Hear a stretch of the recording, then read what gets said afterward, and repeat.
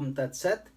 My humble prostrations to the all-pervading Brahman, to my worshipful Guruji, Swami Jyotirmayanandaji Maharaj, to sage Narada and all other sages and saints, and to each of you divine soul watching today's satsang. So today we will be studying Sutra number 76 of the Narada Bhakti Sutras. We are on the last chapter, chapter 4, Glory of One-Pointed Devotion. Commentary is by my Guruji, Swami Jyotirmayanandaji Maharaj, narrated by myself, Swami Nikhilananda. So let's get started. Sutra 76, Narada Bhakti Sutras. Sutra is Bhakti Shastrani Mananiyani Tadododhak Karmani Karaniyani. Let's repeat. Bhakti Shastrani Mananiyani Tadododhak Karmani Karaniyani. Meaning, for the attainment of divine love, Parabhakti, the scriptures of devotion should be reflected on, and those actions must be performed which arouse the spirit of devotion. So when we are reading these deep devotional scriptures, we have to connect with our heart. Even though we read with our eyes and interpret with our mind, the real feelings flow from the heart. So from a broad point of view, the Vedas and the Upanishads are ever singing the glories of the divine self, and therefore are scriptures of supreme devotion, Parabhakti. Specifically, however, but they have more gyan in them, Upanishads, Gita, those kind of scriptures. But there are very devotional scriptures also which specialize in the path of devotion. And those are the Ramayana, the Mahabharata, Srimad Bhagavat Puran, and in instances there's a whole chapter devoted to just bhakti in the Srimad Bhagavad Gita also. The Ramayana, as you all know, was written by actually two big saints, Sage Valmiki and Sage Tulsidas Ji, and they deal with the glorification of the form of Lord Rama and his various struggles. And the Srimad Bhagavat Puran gets into the glories of Lord Krishna, and all these are avatars of Lord Vishnu who come from time to time on earth to bring righteousness and ethical values. So the Ramayana is written in Hindi Avdi, Srimad Bhagavat Puran is written by Sage Vyasa in deep Sanskrit, and Gita, as you know, is a portion of the big scripture epic poem Mahabharata, and it is extremely profound also. So these scriptures, as well as various others such as Puranas, are in fact supplementary writings to the Vedas and Upanishads. Vedas are revelations that came from the divine energy, and Upanishads are the commentary of wisdom included in the Vedas.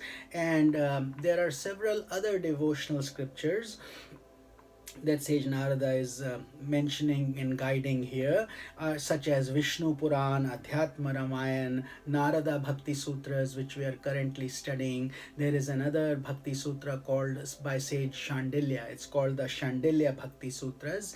Then there is the Shiva Purana, Devi Bhagavat, Narada Pancharetra, Bhakti Rasamrita, all these beautiful devotional scriptures. So for those devotees who want to enjoy more of sentiments, emotions, expand the heart consciousness, those kind of things, these scriptures are profound.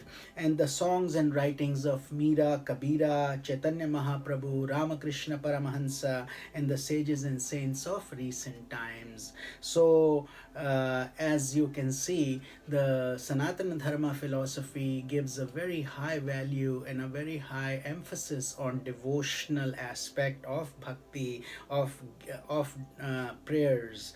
The scripture that does not glorify the devotion of God should not be taken recourse to, even if Brahma, Lord Brahma himself comes and guides us. So the point is that unless our human heart unfolds with love and fragrance, we will not progress as fast as we would otherwise with bhakti. So therefore bhakti is like sweet melting love. It's no logic or rationalization, it's just everybody is qualified for devotion, and a devotee therefore must choose a scripture or scriptures that inspire him the most, then study and reflect upon its teachings. That's what Narada, sage Narada, is guiding us. Don't just listen to it, but then reflect upon it, meditate upon it, in order to unfold divine love in the devotee's heart. So the goal is for the petals of the heart to slowly open up, the bud to become a flower, so to speak. In doing so, he places himself in subtle association with sages and saints of all times. So when we hold these holy scriptures, like right now, we are connected to Sage Narada because we are honoring his writings, his teachings, and we are benefiting from them. So his blessings come to us also. That is also a form of satsanga. It's called swadhyaya. So when and it increases our sattva or purity when we are studying these holy scriptures. So in the same manner, a devotee must take recourse to actions and religious disciplines that arouse his spirit of devotion. So for this also he has to continue to put his effort. On the other hand, actions that emanate from greed, anger, egoistic interest, mental impurities should be completely avoided, obviously, because they increase our rajas and tamas, and they thwart the spirit of devotion. So we should inculcate the feelings of devotion and bhakti, and the flame of devotion will grow brighter and brighter. So, although a devotee must discriminate between uplifting and degrading actions, that is his discrimination, at no stage of devotional development should he renounce actions, which means practical duties of what we have to do should always be maintained. That is why Sage Narada has repeatedly emphasized the need of action in Sutra number 12, 14, and 62. We have covered this in great detail. So if you want to go back to Sutra 12, 14, and 62 to see what actions a devotee must still perform, and this present one, of course, that we have just covered, Sutra 76, they're all important, that we should not give up our duties. Sutra number 12 talks about Swadhyaya, reading scriptures, 14 is about doing our worldly duties, and 62 is the same thing. All practical realities, spiritual duties should not be abandoned, even though we have achieved the Parabhakti stage. And that is what most of the sages and saints also do. They guide us, and while they continue to do their practical duties to make a difference in this world. This is Swami Nikhilananda. Om Tat Sat.